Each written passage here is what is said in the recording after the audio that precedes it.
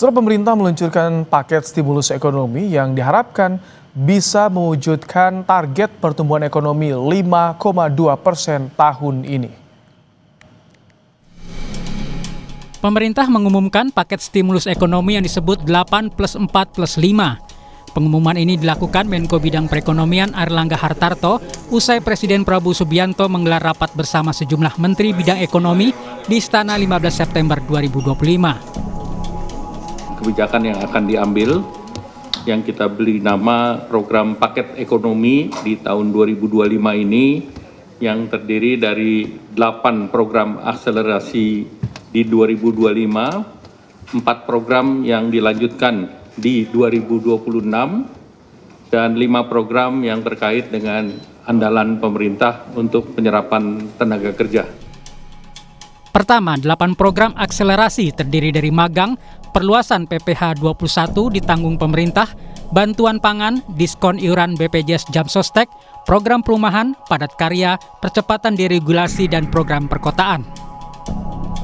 Kedua, stimulus ekonomi lewat 4 program yang berlanjut di 2026, terdiri dari perpanjangan PPh final, stimulus pendapatan bagi pekerja pariwisata, stimulus pekerja industri padat karya, dan diskon iuran JKK dan JKM bukan pekerja upah. Ketiga, stimulus ekonomi bidang 5 program andalan penyerapan tenaga kerja, terdiri dari Koperasi Desa Merah Putih, Kampung Nelayan Merah Putih, revitalisasi tambak Pantura, modernisasi kapal nelayan, dan program perkebunan rakyat.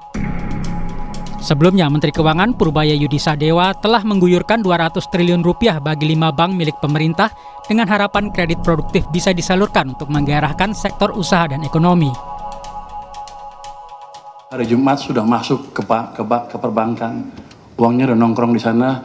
Sekarang saya duga para dirut bank pusing, mau nyalurin kemana. Tapi saya pikir dengan cara itu, paling enggak kalau mereka belum bisa nyalurin karena mereka punya uang lebih, dia nggak akan perang bunga lagi, bunga akan cenderung turun, itu akan berdampak ke ekonomi dengan itu sendiri ya. Bisa bunga pinjaman turun, bisa juga bunga deposit turun, yang jelas cost of money turun, jadi yang punya uang nggak ragu untuk belanjain, yang mau pinjam ke bank nggak ragu untuk pinjam. Untuk alokasinya sebetulnya niat saya adalah suka-suka banknya. Tapi kalau banknya agak bingung, nanti ada guidance di mana mereka bisa memanfaatkan uang itu untuk membantu program-program unggulan pemerintah. Pengemudi ojek daring menyambut baik kabar diskon 50% iuran BPJS Ketenagakerjaan yang diberikan pemerintah.